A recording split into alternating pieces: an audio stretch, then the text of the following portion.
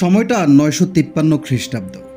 আরাকানের দিগ্বিজয়ী চন্দ্রবংশীয় রাজা সুলাতাইং সন্দয়া বের হয়েছেন বাংলা অভিযানে। কোনো এক অনির্দিষ্ট কারণে রাজার মন মেজাজ খারাপ হয়ে আছে, চোখ দুটো টকটকে লাল আর ঘন ঘন নিঃশ্বাস পড়ছে। বিশাল আকৃতির সব রণঢাক বাজিয়ে সমর সাজে রাজা এগিয়ে যাচ্ছেন, আর তাকে পথ দেখিয়ে নিয়ে যাচ্ছিলেন তারই কজন যুদ্ধোন্মাদ সেনাপতি। চলতে চলতে এক পর্যায়ে হঠাৎ রাজা থেমে গেলেন। জায়গাটি ছিল মৌন সব পর্বতে ঘেরা, যেখানে দাঁড়িয়ে দেখা যায় পশ্চিমের সাগর। পাহাড় আর সাগরের সেই অপার্থিব সৌন্দর্য দেখেই বোধহয় রাজার বোধোদয় হলো। কিছুক্ষণের মধ্যেই রাজার চোখের রং আর নিঃশ্বাস স্বাভাবিক হয়ে এলো। হাত উঁচিয়ে তিনি তার যোদ্ধাদের থেমে যাবার জন্য আদেশ দিলেন। অতি উৎসাহী সেনাপতিদের মুখ কালো হয়ে গেল। তবে রাজার তন্ময় ভাবটি দেখে কেউ আর রাজাকে এভাবে থেমে যাওয়ার কারণটি জিজ্ঞেস করার সাহস পেল না। ঠিক কী কারণে সেদিন রাজা এভাবে থেমে গিয়েছিলেন সেটি অবশ্য অবিলম্বেই জানা গেল। গহীন বনানীর যেখানটায় রাজা থেমেছিলেন সেখানেই তিনি অতঃপর তৈরি করলেন একটি স্তম্ভ, যাতে লেখা ছিল স্যাত গঙ্গ, বাংলায় অনুবাদ করলে যার অর্থ দাঁড়ায় যুদ্ধ করা অনুচিত। রাজা সুলাতাইং সন্দয়ার তৈরি করা সেই স্তম্ভ সময়ের গর্ভে হারিয়ে গেছে বহু আগেই। তবে যে বনানীর অপার্থিব সৌন্দর্য দেখে রাজা স্তম্ভটি তৈরি করেছিলেন, সেখানটায় এসে সময় যেন নিজেই বিচ্ছিন্ন হয়ে গিয়েছে মহাকাল থেকে। ধারণা করা হয় স্তম্ভে লেখা স্যাত গঙ্গ থেকেই আজকের চট্টগ্রাম শব্দটির উৎপত্তি ঘটেছে। আর পশ্চিমের যে বিপুল সাগর দেখে তিনি থমকে গিয়েছিলেন, কালক্রমে সেটির নামকরণ করা হয়েছে বঙ্গোপসাগর। আজ সেখানটায় এসে অজস্র মানুষের চলার গতি শ্লথ হয়ে যায়। আর এভাবেই চট্টগ্রাম শহর থেকে ১৪ কিলোমিটার দক্ষিণে অবস্থিত পতেঙ্গা সমুদ্র সৈকত হয়ে উঠেছে ভ্রমণকারীদের জন্য জনপ্রিয় এক গন্তব্যের নাম। পতেঙ্গা সি বিচ একা একাই ভালো, যতটুকু ভালো লাগে আর কি। বাংলাদেশের অন্যতম জনপ্রিয় সমুদ্র সৈকতগুলোর মধ্যে একটি হলো পতেঙ্গা সমুদ্র সৈকত।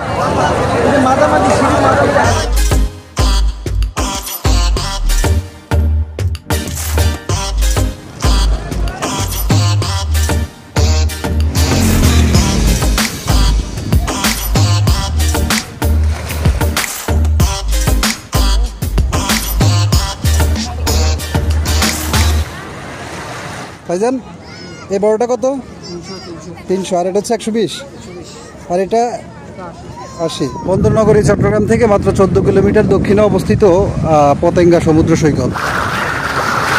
ভারতের মিজোরামের লুসাই পাহাড় থেকে উৎপন্ন হওয়া কর্ণফুলী নদী রাঙামাটি এবং চট্টগ্রামের মধ্য দিয়ে প্রবাহিত হয়ে চট্টগ্রামের পতেঙ্গা সৈকতের কাছে বঙ্গোপসাগরের সাথে মিলিত হয়েছে। নগরবাসী তাদের একঘেয়ে জীবন থেকে মুক্তি নিয়ে এখানে বঙ্গোপসাগরের সৌন্দর্য উপভোগ করতে আসেন। ১৯৯১ সালের ঘূর্ণিঝড়ে এই সৈকতের ব্যাপক ক্ষতি হয়েছিল। বর্তমানে সমুদ্র সৈকত জুড়ে ভাঙন ঠেকাতে কংক্রিটের দেয়াল এবং পাথরের বড় বড় টুকরো খণ্ডগুলো রাখা হয়েছে। প্রতিদিন বিকেলবেলা, বিশেষ করে সপ্তাহের ছুটির দিনগুলোতে প্রচুর লোকের সমাগম হয় এই পতেঙ্গা সমুদ্র সৈকতে। সূর্যোদয় দেখার জন্য খুব ভোরে ঘুম থেকে উঠে চলে আসতে হবে সৈকতে। আর বিকেলের দিকে মন চাইলে পানিতে নেমে আনন্দের মাত্রা আরও অনেক বাড়ানো যায়। তবে একটা বিশেষ সতর্কবার্তা, পতেঙ্গা সমুদ্র সৈকতের প্রশস্ত খুব বেশি নয়, তাই এখানে সাঁতার কাটা একটু ঝুঁকিপূর্ণ। স্পিড বোটে চড়ে সমুদ্রে ভেসে বেড়ানোর সুযোগ রয়েছে। এছাড়াও সি বাইক এবং ঘোড়ায় চড়ে আনন্দ উপভোগ করার মতো সুবিধা এখানে রয়েছে। তবে এটার জন্য অবশ্যই এক্সট্রা খরচ করতে হবে। ঘোড়ায় উঠতে কত টাকা? হ্যাঁ, একজন। হ্যাঁ, তো এর তো কিছু খায় না? তুমি এত শুকনা কেন? আমি উঠতে পারবো? আমি কখনো উঠি নাই, কিন্তু আমারও যদি পালায় লাথি টাতি মারবো নি? উঠতে পারবো না কেন? আরো ছোট? তাহলে আমি কোনটাতে উঠবো? হ্যাঁ হ্যাঁ, এটা তো সুন্দর আছে, খাওয়াও না ঠিক মতো, খাইলে এটা কি শক্তিশালী হইতো। কি সুন্দর রঙ ঘোড়াটা।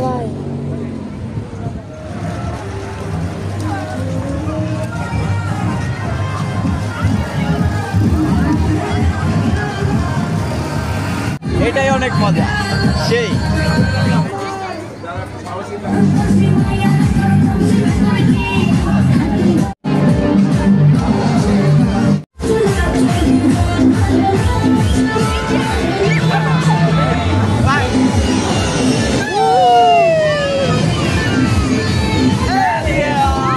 খেলা শেষ হয়ে যাইতেছে।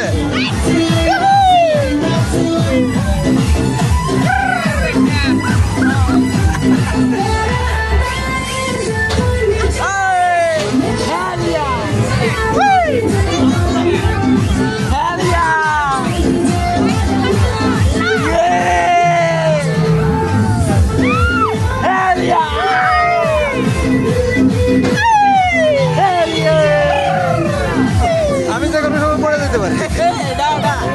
আরে দূরে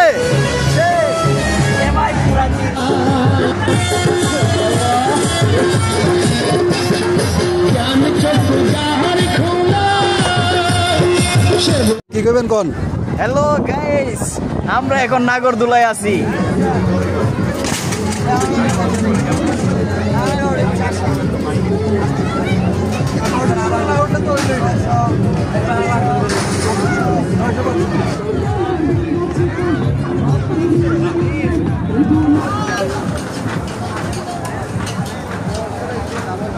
এটা কি? এটা তো টুনা না?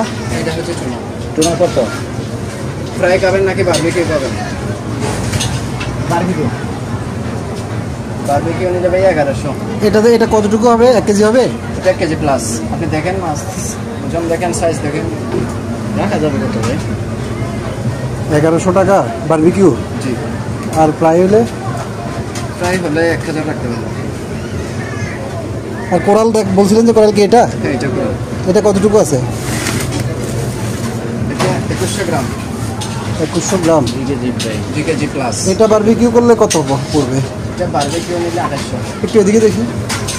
2800। এটা কি? ওটা হচ্ছে সেলমন। স্যালমন। আর এটা? ওটা হচ্ছে রূপচাঁদা, এটা ফুলচাঁদা। ফুলচাঁদা। এটা কি? কালো চাঁদা। ও, সমুদ্রে জাহাজের চলাচল এবং মাথার উপর দিয়ে বিমান উড়ে যাওয়ার মতো আনন্দ এখানে উপভোগ করা যায়। এখানে এখন হচ্ছে প্রায় 4:45 বাজে। একটু পরে আস্তে আস্তে জোয়ার আসা শুরু হবে। এখন ভাটি আপনারা দেখতে পাচ্ছেন, এই যে সৈকতটা পুরা বালুময়। একটু পরে যখন জোয়ার আসবে তখন পুরোটা একেবারে যে কংক্রিটের ওয়াল রয়েছে সেই কংক্রিটের ওয়াল পর্যন্ত পানি পৌঁছে যাবে। জোয়ার শুরুর আগে বাঁধ অনেকটা তলিয়ে যায়, ঢেউ এসে তীরের মধ্যে আঘাত করে। এখন তো 5:45 বাজে। আমি অপেক্ষা করছি পতেঙ্গা সমুদ্র সৈকতে নাকি সূর্যাস্তের দৃশ্য নাকি অসাধারণ মনোমুগ্ধকর। আমি সেটা দেখার অপেক্ষায় আছি। এখন বাজে 4:45, সূর্য এখন এই পজিশনে আছে। আমি অপেক্ষায় আছি কখন সূর্যটা অস্ত যাবে, আমি সেটা আজকে উপভোগ করব এখানে। এই দৃশ্যগুলো খুবই মনোরম লেগেছে আমার কাছে। এখানে যখন ভাটা হয়, অর্থাৎ সমুদ্র সৈকতটা যখন ভেসে ওঠে, তখন বিকেলবেলায় এখানকার স্থানীয় যারা আছে তারা এখানে খেলাধুলা করে, ফুটবল খেলে। কয়েকটা গ্রুপেই দেখলাম খেলাধুলা করে। এটা খুবই সুন্দর। সমুদ্র পাড়ে অসাধারণ একটা দৃশ্য।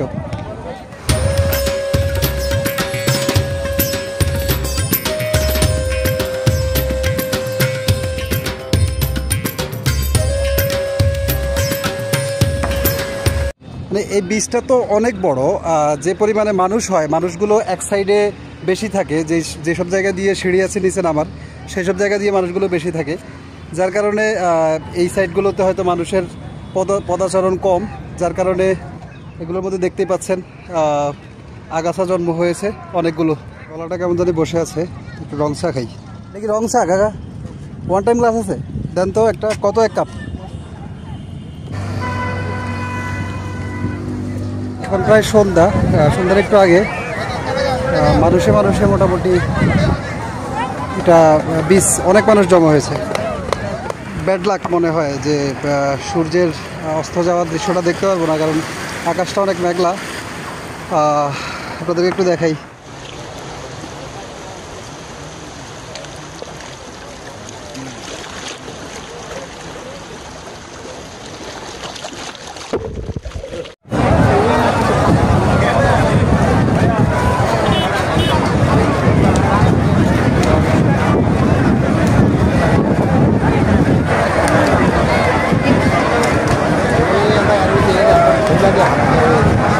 সম্প্রতি আমি চট্টগ্রাম গিয়েছিলাম একটা কাজে। তো পতেঙ্গা একদিনের জন্য গিয়েছিলাম। একদিনে যতটুকু করা যায় আমি সেটা এখানে দেখানোর চেষ্টা করেছি।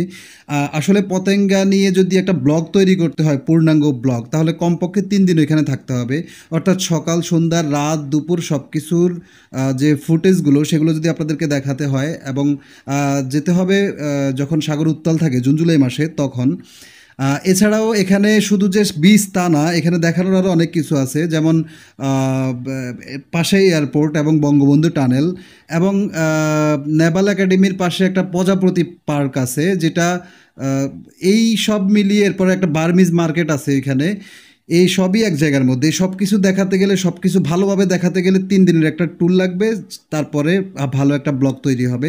আমি চেষ্টা করব অন্য সময় জুন জুলাই মাসের দিকে একটা পূর্ণাঙ্গ ব্লগ পতেঙ্গা নিয়ে আমি তৈরি করব ইনশাল্লাহ। যদি চেষ্টা করব করার, আমি জানি না কখন কোন যেতে পারবো না পারবো। তো এই যে ব্লগটা আমি দেখালাম, এটা হচ্ছে যে সম্পূর্ণ আমার ঝটিকে একটা সফর ছিল। যতটুকু পারছি ততটুকু দেখানোর চেষ্টা করছি। তো ভিডিওটা কেমন লাগলো আশা করি অবশ্যই কমেন্টে জানাবেন। আল্লাহ হাফেজ, আসসালামু আলাইকুম। দেখা হবে অন্য কোনো ভিডিওতে। Tata, bye bye.